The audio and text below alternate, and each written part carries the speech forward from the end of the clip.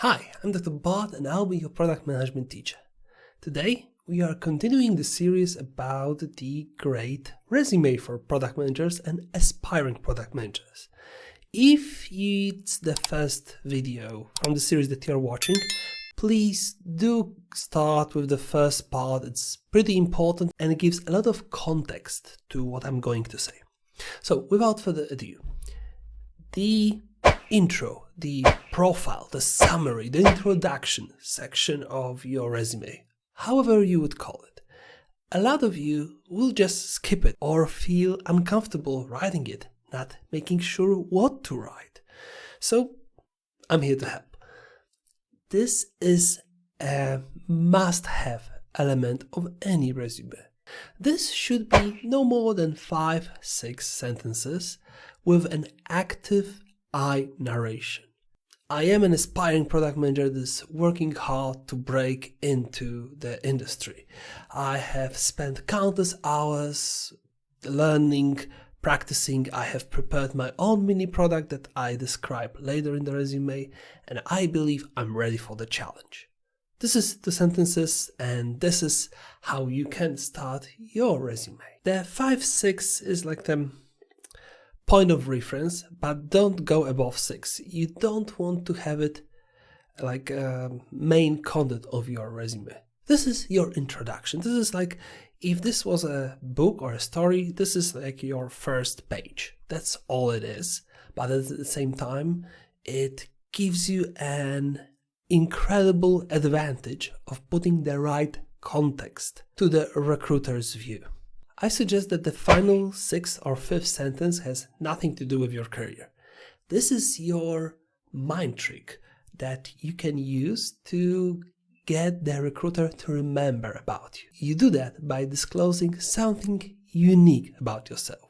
For me, it would be mentioning the course or the doctorate, but you can still mention that you like to hike, that you have a significant skill that makes you unique. I don't know, making jars, that you relax by climbing high mountains. This kind of personal details that will make you the hill climbing guy that the recruiter read about when she or he was browsing dozens of similar resumes. Now, what is hard to achieve is a good flow. And what do I mean by that? I mean, you want the sentences to be coherent, to have a nice progression where the sentence before is somehow connected to the sentence after it. Here is an disjointed example. I am an entrepreneurial and decisive leader who is passionate about problem solving. I consider myself a continuous learner and thrive at the confluence of business, technology, and people. A drive and committed individual who is looking for the next challenge to solve. I skip the fact that the final sentence isn't even a sentence, but you see, each of those sentences has nothing to do with one another. It's just a disjointed pile of words. How about we improve it? I am an entrepreneurial and decisive leader passionate about solving product and customer issues. I achieve this by being a continuous learner who thrives at the confluence of business, technology, and people. Those features empower me to lead me to always be on the lookout for the next challenge to solve. I hope to find it in your company. Isn't that better? Even the cat was interested now. This pitch is now very continuous. One sentence breathes the air, the meaning to the next one, so that those aren't just words that are corporate jargon that doesn't tell you anything about yourself. And I do realize that it's easy to talk like this and give you instruction on how to create a good intro when I do have a lot of experience with it. But it doesn't mean you shouldn't try or not know the main principles on how to achieve that, right? So how to get this natural feeling, how to sound like you are an actual human being and not someone who tries their best at corporate mambo jumbo talk. Well, you do that by taking your camera, going to the place you have at home with a mirror, and just picture the setting. You are on a recruitment event. There is a booth with the company you really want to work with, and you also see a person that's smiling towards you. This is the recruiter, and you know this person has a lot of ads, a lot of positions that are perfect for you.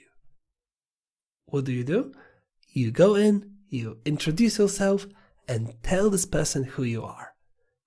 Record it, and here's your personal summary. Here's your introduction.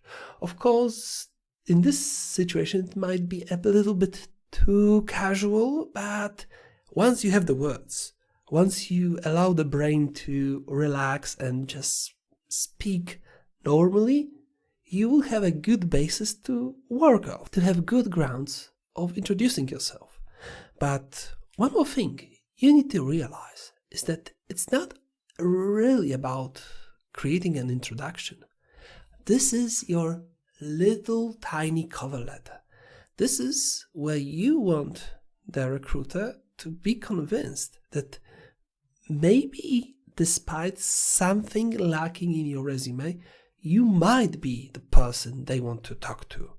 And this is achieved by having this personalized. Don't be afraid to adapt this intro every time you apply to a company you want to work with.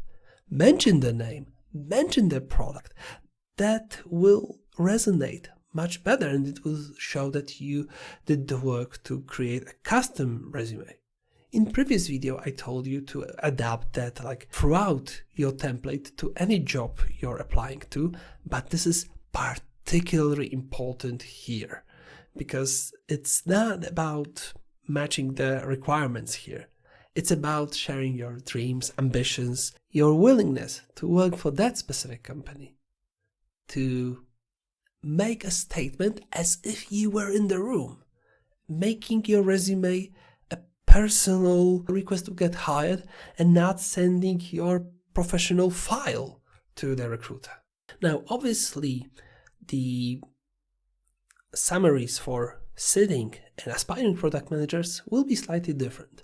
Sitting ones can focus on their biggest successes, their ambitions, their passion for product management, and willingness to product manage this specific product they are applying to product manage.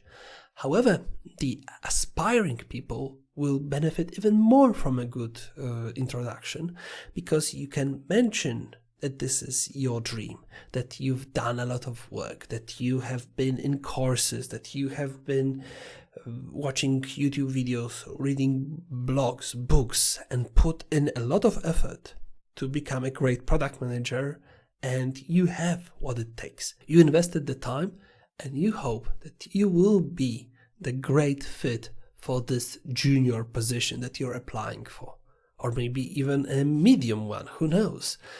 But you need to make sure that this is well heard, that you are the product manager they are looking for, even if you don't formally hold the title yet. And to reinforce everything that I already mentioned here, make sure to recheck the grammar, the sounding of it, the flow. The best way to achieve it, maybe I mentioned that in the previous video already, is to write it, leave it for a day or two, and then come back to it with a fresh look, or even get a lot of friends to look at it. But don't assume that you will get it right the first time round. It's okay to iterate, to find the right words, the right flow, the right message. This is how you practice your communication, and that will be even more apparent in the video 3, where, well, let's not spoil it, shall we?